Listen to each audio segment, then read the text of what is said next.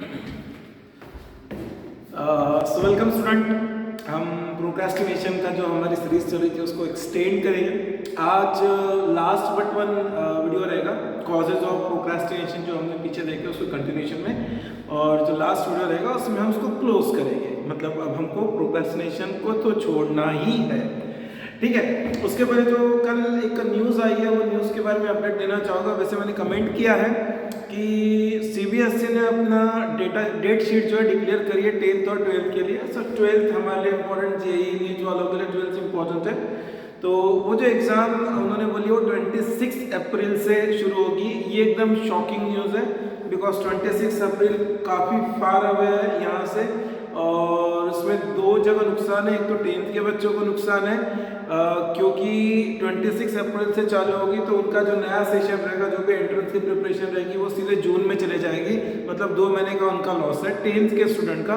और 12th के student का थोड़ा सा प्रॉब्लम ऐसा है कि जो एनटीए है, एनटीए जो कि नीट और जेई को कंडक्ट करवाता है, वो सीबीएसई को फॉलो करता है, उसको स्टेट बोर्ड से इतना लेना देना नहीं है। अब हो क्या रहा है कि कुछ स्टेट बोर्ड की 12th की एग्जाम मार्च में, किसी की अप्रैल की, ऑल ओवर इंडिया की बात कर रहा हूँ, तो ये थोड़ा सा वो कंफ्यूजन हो जाएगा। लेकिन सीबीएसई की डेट इतनी लेट होगी 26 अप्रैल, तो ये एनटीए को कंसीडर करना ही पड़ेगा अपनी डेट डिक्लेयर करने के पहले, ठीक है। अब उसने जो डेट डिक्लेयर करना है वो इस सेंस में करना है कि उसका सीबीएसई से ओवरलैपिंग ना हो। अब सीबीएसई से ओवरलैपिंग ना हो, और अभी तक के नोटिफिकेशन आया नहीं है, क्योंकि नोटिफिकेशन आने के बाद कम से कम 45 डेज तो लगते ही लगते हैं एग्जाम डिक्लेयर करने को, फर्स्ट अटेम्प्ट ऑफ जेई। क्यों? क्योंकि एडमिट कार्ड बनना है, उसमें रीचेकिंग होना है और पूरी प्रोसेस फॉलो करना है, उन सब चीज़ों को, ठीक है। और ये सब प्रोसेस करने वाले जो लोग रहते हैं वो 10 मार्च तक एंगेज है इलेक्शंस में, ठीक है। तो जो भी प्रोसेस होगी वो उसके बाद होगी। तो मुझे दो जो पॉसिबिलिटी दिख रही है वो ये दिख रही है कि अगर नोटिफिकेशन इस वीक आ जाता है, आज 10th ऑफ फरवरी है, 2-3-4 दिन में अगर नोटिफिकेशन आ जाता है तो एक अटेम्प्ट वो मार्च एंड में ले सकते हैं, और आई डाउट, लेकिन हो सकता है दूसरा अटेम्प्ट वो अप्रैल फर्स्ट वीक या सेकंड वीक में ले ले, मतलब 15 अप्रैल के आसपास। एक पॉसिबिलिटी ये हो सकता है, या तो ये पॉसिबिलिटी हो सकती है कि पहला अटेम्प्ट वो मिड अप्रैल में ले, जो कि मैं काफ़ी दिनों से बोल रहा था कि पहला अटेम्प्ट वो मिड अप्रैल में ले, ताकि फरवरी एंड तक की उनकी प्रोसेसिंग आ जाए, नोटिफिकेशन आ जाए। और एक लास्ट और थोड़ा सा मैं बोल सकता हूँ कि नॉट फुली एक्सेप्टेबल पॉसिबिलिटी ये लगती है कि मे में ही पहला अटेम्प्ट, मतलब बोर्ड होने के बाद, बट उसके चांसेस काफ़ी कम लग रहे हैं, बिकॉज सीबीएसई 12th का जो बोर्ड एग्जाम में काफ़ी लंबे समय तक चलते हैं, बिकॉज ऑल ओवर इंडिया को कवर करने हैं, लैंग्वेजेस रहती है अलग अलग। तो अगर वो 26 अप्रैल से चालू हो रहा है तो वो मई पूरा कवर करेगा, तो वो जून में जाएगी एग्जाम, तो वो थोड़ा सा अनअप्रोप्रिएट लग रहा है। तो पॉसिबिलिटी ये लग रही है मुझे ज़्यादा कि आपका मिड अप्रैल में एग्जाम हो सकता है जेई का पहला अटेम्प्ट, ठीक है। तो मिड अप्रैल यहाँ से देखो, जब भी वीडियो बना रहे हमको 60 डेज का विंडो मिल ही रहा है, यहाँ से भी 60 डेज है यार। जी लो अपनी जिंदगी 60 डेज की। इसके पहले भी काफ़ी वीडियो में बोल रहा हूँ, 3 महीने से बोल रहा हूँ, तो ये होते होते होते आपके 100-120 दिन हो गए, तो वहाँ वर्क कर सकते हो। देखो वो प्रोक्रेस्टिनेट कर रहे हैं, आप मत करो, ठीक है। तो कॉजेज ऑफ प्रोक्रेस्टिनेशन की जो हम बात कर रहे थे, कुछ हम पहले देख चुके हैं, अब आज कुछ और इम्पोर्टेंट देखेंगे, ठीक है। उसमें सबसे पहले जो है आता है वो है एंजाइटी। एंजाइटी मतलब चिंता, वरीज। हम फ्यूचर को लेकर चिंतित हैं, ठीक है।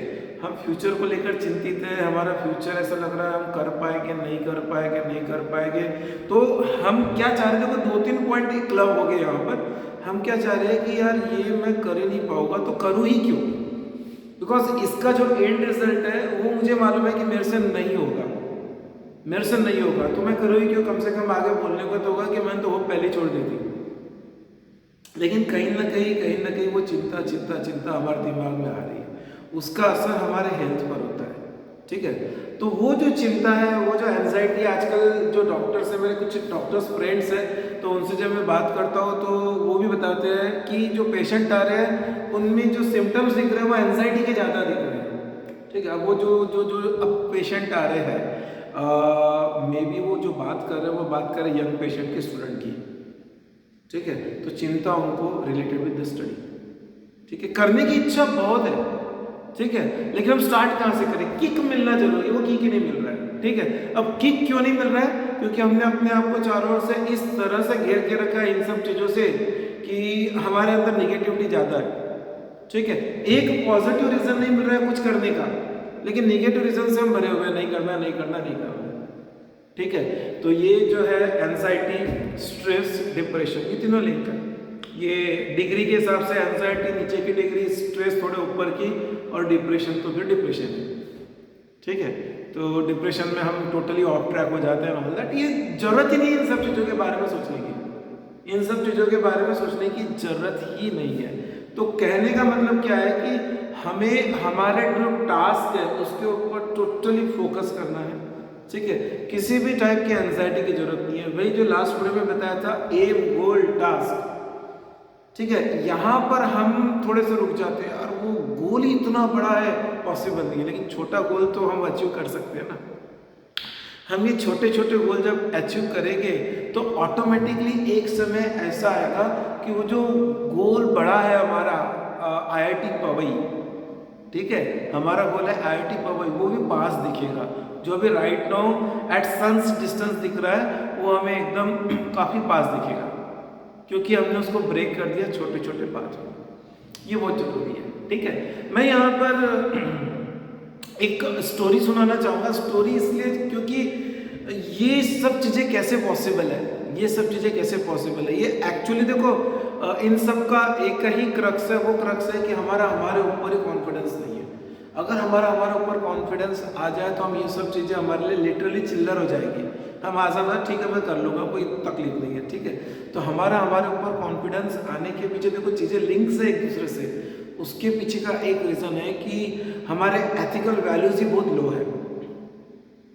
हमने अपने आप की वैल्यू इतनी कम करके रखी है कि यार मैं अंदर से लोगों को दिखाने के लिए तो बहुत शो ऑफ है, ठीक है, लेकिन अंदर से हमने अपनी वैल्यू इतनी कम करके रखी है कि हम अपने आप को फिर गिल्टी फील करते, मेरे से तो नहीं होना है, ठीक है। अपनी वैल्यूज बढ़ाओ यार, अपनी वैल्यूज बढ़ाओ। एक स्टोरी बताता हूँ चाणक्य की, मैं बहुत मानता हूँ। मतलब मैं इतने एग्जाम्पल बोलता हूँ कि ये आइडियल है, वो आइडियल है, विवेकानंद है, ये है etcetera, Narendra Modi etcetera etcetera, इतने नाम लेता हूँ मैं। लेकिन चाणक्य इज समथिंग जो कि मैं बहुत ही लिटरली समझ लो कि मैं स्टैंड कर रहा हूँ उस व्यक्ति के कारण। मतलब उनके शास्त्र सीख के पढ़ के उनको समझ के, ठीक है। तो उनका एक इंसिडेंस है।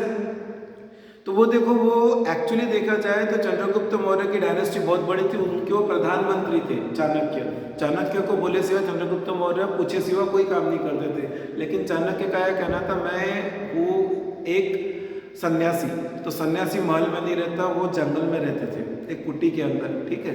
तो एक कुटी में रहते थे जंगल के अंदर। एक चाइना से एक व्यक्ति आया, दार्शनिक जो ऐसे घूमते रहते हैं और कुछ नई चीज़ सीखने के लिए आते हैं। तो चाइना से एक दार्शनिक आया, वो पहले महल गया तो महल से पता चला कि नहीं चाणक्य तो है नहीं वहाँ पे। चाणक्य से मिले, इतने फेमस हो गए थे वो। फिर वो बताया कि वो वहाँ जंगल में रहते हैं, तो जंगल में गए वहाँ पर।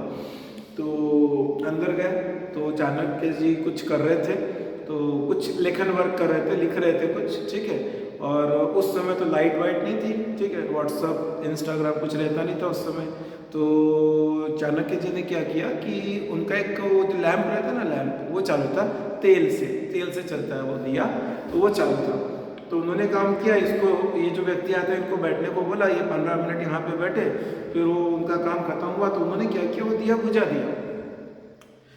बुझा दिया, उसके बाद दूसरा दिया लगा दिया, उसके बाद दूसरा दिया लगाया, और वो दिया जो चालू किया उसके बाद उनको बुलाया, और उनका जो भी करना था इंटरेक्शन, वो इंटरेक्शन चालू हुआ।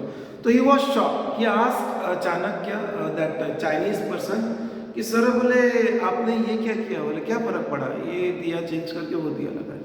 तो चाणक्य जी का देखो जो उन्होंने स्टेटमेंट बोला, क्यों मैं इस व्यक्ति को बहुत पसंद करता हूँ, ठीक है, यहाँ से साथ में लेकर जाना इस वीडियो से ये बात। उन्होंने क्या बोला कि बोले जो मैं पहले कर रहा था वो इस देश का, इस राज्य का काम कर रहा था। तो ये जो तेल है, जिस लैम्प, मतलब ये जो लैम्प चालू था, जिस तेल को उसमें रखा था या जिस तेल का यूज़ किया था, वो इस देश का था, इस राज्य का था, इस राजा का था, या हमारे सेंस में हम बोल सकते हैं कि सरकारी था, गवर्नमेंट का था, ठीक है। तो अभी मैं जो बात कर रहा हूँ ये हमारा पर्सनल टॉकिंग चल रहा है, ठीक है। आप मुझसे मिलने आए, पर्सनली मुझसे कुछ पूछने आए तो अब मैं जो तेल यूज़ कर रहा हूँ, जो लैंप यूज़ कर रहा हूँ, ये मेरा पर्सनल खुद के पैसे का है। देखो कितनी बड़ी बात है, कितनी बड़ी बात है इसके अंदर। सोचो उसकी जगह हम रहते तो हम क्या करते? हम ये करते, ऑफिस में जा रहे हैं तो वो कुछ पिन है या कुछ ऑल पिन है, ऐसी कोई चीज़ है, या सपोज कोई टिक्सो टेप है, एक्सेट्रा एक्सेट्रा, हम लेकर आ जाते हैं घर में। सोचो सोचो डिफरेंस चाणक्य। ठीक है, आज हम 1% भी चाणक्य को फॉलो नहीं कर सकते, 1% भी, क्योंकि हमारा मेंटेलिटी ही वैसे हो गई है। तो ये व्यक्ति की अपनी एथिकल वैल्यूज कितनी स्ट्रांग है, वो अंदर से क्या सोच रहा होगा, अंदर से जब उसने ये अटेंड किया तो उसने अंदर से क्या सोचा, वाओ मैं कितना ग्रेट इंसान हूँ। ये होना चाहिए फीलिंग हमारे अंदर, सेल्फ एस्टीम बोलते हैं इसको। मैं कितना ग्रेट इंसान हूँ यार, मैं इस देश का 1 पैसा नहीं खा रहा हूँ। ये फीलिंग हमारे अंदर आएगी ना, ये आपका सेल्फ कॉन्फिडेंस बढ़ाएगा, ये आपका सेल्फ कॉन्फिडेंस बढ़ाएगा। एक और स्टोरी इसको कवर अप दे रहा हूँ मैं। एक समय की बात है, 2 IAS जो है रिटायर्ड हुए अपनी पोस्ट से, 2 IAS अपने पोस्ट से रिटायर्ड हुए, और उसके बाद में उन्होंने अपना अपना काम किया। ठीक है, एक ने कंपनी बिल्ड करी, एक ने कंपनी बिल्ड करी। ठीक है, मतलब चालू करे कंपनी, और कुछ समय के बाद 2, 4, 5, 7, 8 साल बाद उस कंपनी का टर्नओवर 250 करोड़ तक के चले गया, 250 करोड़ तक के चले गया। ठीक है, और जो दूसरा उसका फ्रेंड था, 2 जने रिटायर्ड हुए थे, जो दूसरा था वो जॉब करता था, वो जॉब करता था अलग अलग कंपनी में। तो उसका पिछले कंपनी में कुछ प्रॉब्लम हो गया होगा, तो वो आया इस कंपनी में, उसे नहीं मालूम था कि ये उसका फ्रेंड ही है। वो आया इस कंपनी में, जब वो इंटरव्यू देने के लिए ऊपर चढ़ा, उसको ये मिला तो बोला बाप रे यार, हम दोनों तो साथ में रिटायर्ड हुए थे, and you become the what we can say the chairman or the owner of this company which is having net worth of 250 crore, and where I am just moving here and there. तो उसने इसको एक बात बोली, याद कर, बोले वो दिन, कौन सा दिन? वो दिन जब हम एक कंपनी में जॉब कर रहे थे। ठीक है, IAS बनने के पहले जब हम एक कंपनी में जॉब कर रहे थे, और हमारा जो हॉल था, मतलब जहाँ पर हम रहते थे, जो हमारा रूम था, वहाँ से तो कंपनी की डिस्टेंस को हम ट्रैवल करते थे पैदल, क्योंकि हमारे पास उतना पैसा नहीं था। तो जब हम पैदल डिस्टेंस ट्रैवल करते थे, तो उस कंपनी में रात को जॉब करने के बाद जब हम दोनों ही बच्चे थे, तो हम रिटर्न आ गए थे घर पर काम खत्म करने के बाद। तो मैंने बीच में तुझे बोला कि यार हमसे एक गलती होगी, हम लाइट बंद करना भूल गए उस कंपनी का, हम लाइट बंद करना भूल गए। तो तूने क्या बोला कि देख भाई, हम 1.5 किलोमीटर पैदल आ चुके हैं, हम 1.5 किलोमीटर पैदल आ चुके हैं, वापस जाएंगे, वापस आएंगे, क्या फर्क पड़ता है, हमारे जेब के तो पैसे नहीं जा रहे, कल आके लाइट बंद कर देंगे, ये तूने बोला था।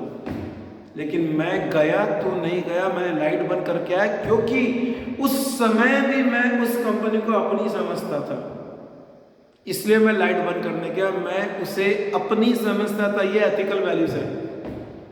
तो मैं जब रिटायर्ड हुआ तो मैंने जो कंपनी खड़ी करी आज वो 250 करोड़ की होगी, तूने आज भी कोई कंपनी को अपना नहीं समझ रहा, इसलिए तो दर दर भटक रहा है। ये एथिकल वैल्यूज है, ये एथिकल वैल्यूज सीरियसली लेकर जाओ, आपके अंदर ट्रांसफॉर्मेशन आ जाएगी, ट्रांसफॉर्मेशन आ जाएगी। क्योंकि जब हर चीज एथिक्स से जुड़ी है, और अगर हम प्रॉपर एथिकल वैल्यूज को फॉलो करते हैं, तो देखो वो ऊपर वाला भी साथ देता है, ऊपर वाला भी साथ देता है। ये इस पर तो मुझे जितने एग्जाम्पल दो उतने कम है, अपनी वैल्यू बढ़ाना बहुत जरूरी है। एक लास्ट एग्जाम्पल दे रहा हूँ इसी के ऊपर, नरेंद्र मोदी, या मैं बोल सकता हूँ नरेंद्र मोदी की जगह देश, हमारा देश, इंडिया की वैल्यू कितनी बढ़ गई है, इंडिया की वैल्यू कितनी बढ़ गई है। 100 से ज़्यादा कंट्री में हमने पिछले 1.5 साल में हमारी वैक्सीन पहुंचाई है। 100 से ज़्यादा कंट्रीज में हमने हमारी वैक्सीन पहुंचाई है। ये वो देश है जहां वैक्सीन नहीं बनती थी, ये वो देश है जहां ऑक्सीजन वेंटिलेटर नहीं बनते थे, ये वो देश है जहां मास्क नहीं बनते थे। हम वर्ल्ड लीडर बन गए ये तीनों के प्रोडक्शन में, हम वर्ल्ड लीडर बन गए ये तीनों के प्रोडक्शन में। लोग जलने लगे, फ्रांस, ब्रिटेन, अमेरिका, कनाडा, सब ने किसी न किसी तरह का दे वर शॉक, अरे इंडिया ने कर लिया। उन्होंने किसी न किसी तरह का हमारे ऊपर रेगुलेशन या कंट्रोल लगाने की कोशिश करी, हमारे ऊपर कोई ना कोई प्रतिबंध लगाया, हिंदी में प्रतिबंध लगाने की कोशिश करी।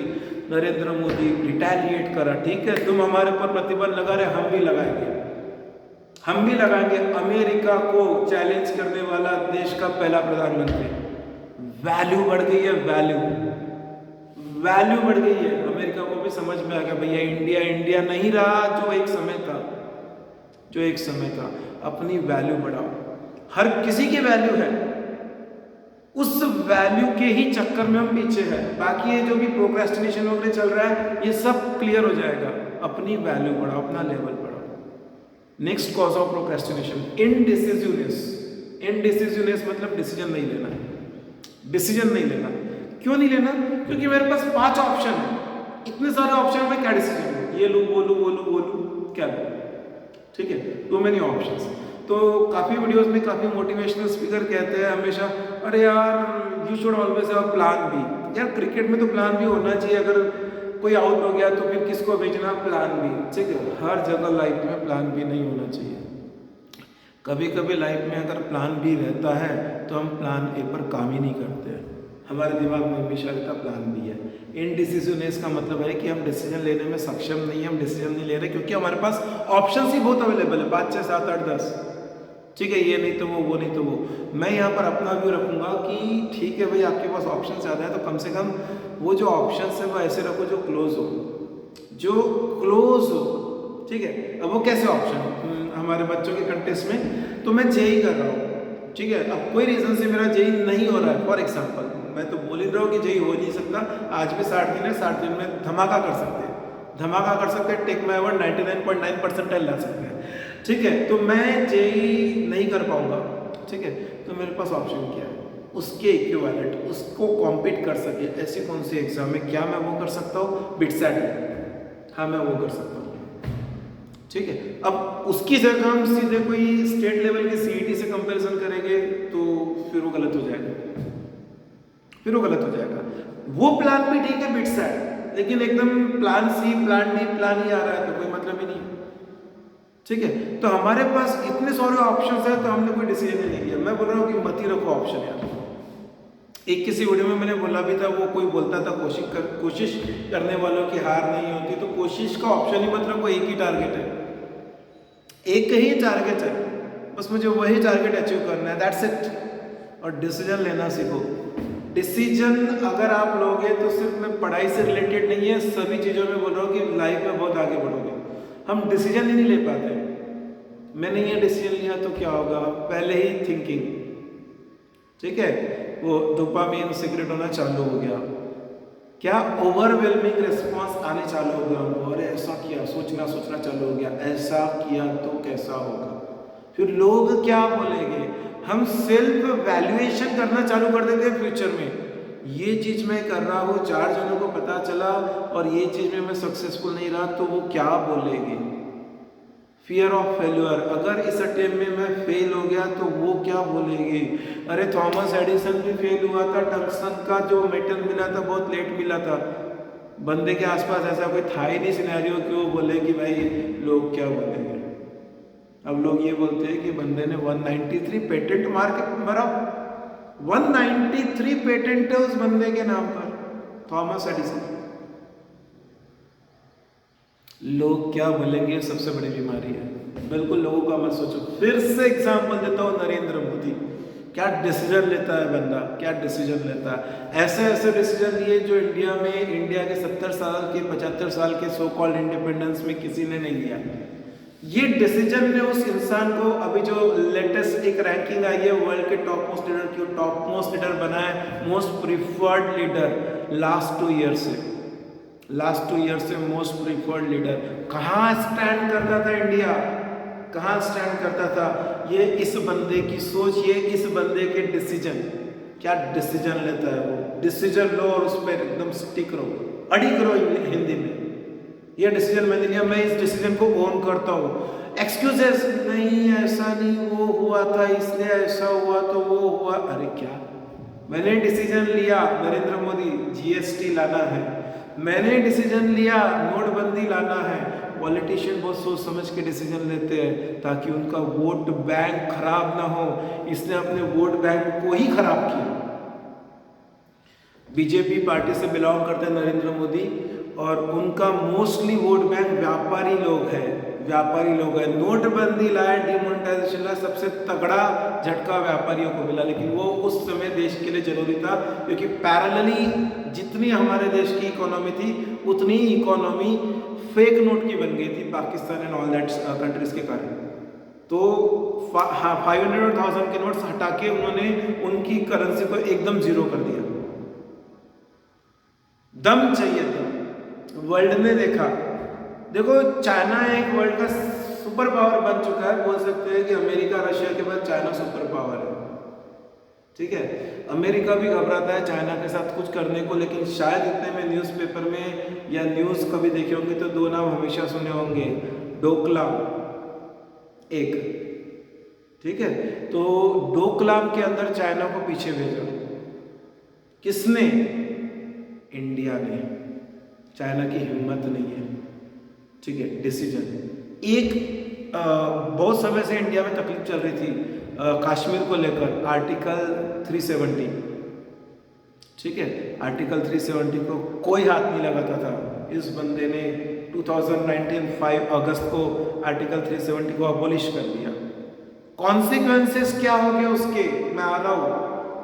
मैंने ये डिसीजन लिया कि किसी भी हालत में अगले 60 दिन रोज 15 घंटे मुझे पढ़ाई करना है।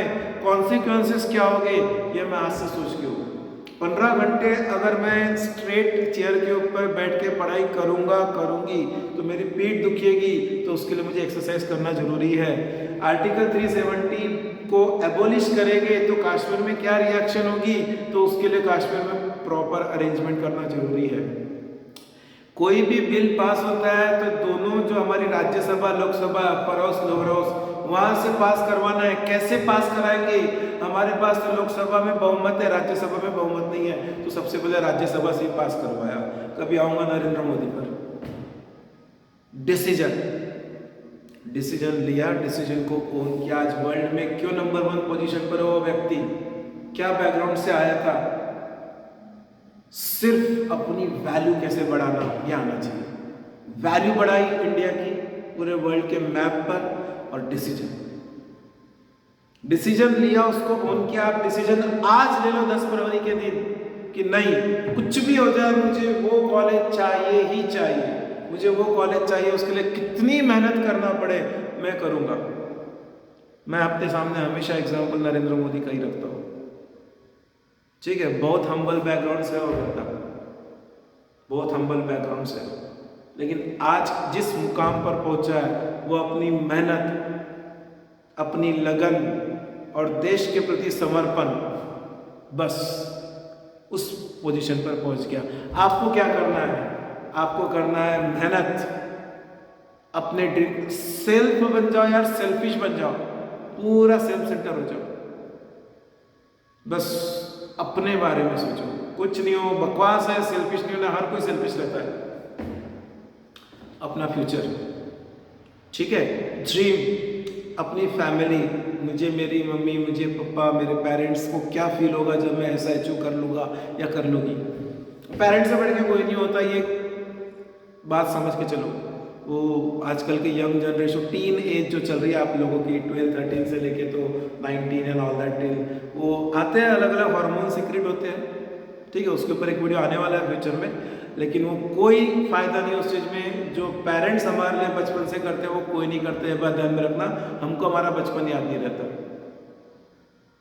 हमको हमारा बचपन याद नहीं रहता, बिकॉज हम प्लेजर में बिलीव करते हैं। और आज प्लेजर इस चीज़ में है कि मुझे फलाने व्यक्ति के साथ डोमिनोज में पिज्ज़ा खाना है, तो तकलीफ यहाँ है, तकलीफ यहाँ है। ये बात समझो, अपनी वैल्यूज बढ़ाओ। और बाकी जो भी प्रोक्रेस्टिनेशन के कॉज है, 1000 कॉज है, ठीक है, मैं सब कॉज नहीं लूंगा, लेकिन रूट यही है, रूट यही है, ठीक है। तो मैं बार बार रिक्वेस्ट करूंगा कि प्रोक्रेस्टिनेशन को अगर आपने हैंडल कर लिया तो आप जिंदगी में बहुत आगे बढ़ सकते हो। मेरे कुछ डॉक्टर फ्रेंड्स हैं, एक बीमारी आजकल बहुत चल रही है, उसका नाम है ADHD। Attention deficit hyper activity disease, attention deficit hyper activity disease, ADHD, ये काफ़ी लोगों में हो रहा है। ठीक है, क्या देखो ये समझो, ये बहुत कॉमन है ADHD, attention deficit hyper activity disease. Hyper activity मतलब मुझे बहुत काम करने हैं, अरे जेई करना है तो मुझे फिजिक्स पढ़ना है, केमिस्ट्री पढ़ना है, मैथ्स पढ़ना है, केमिस्ट्री का ये चैप्टर पढ़ना है, वो टेस्ट है मेरी ट्यूशन के अंदर, मैथ्स की टेस्ट है, फिजिक्स की टेस्ट है, मैं कैसे करूँ? ठीक है, so many things, so therefore attention deficit, ये थोड़ा कर दिया छोड़ दिया, दूसरा करना है, वो कर दिया छोड़ दिया, लेकिन चिंता, एंजाइटी, क्यों? अरे वो तो पूरा नहीं हुआ, अब क्या करें?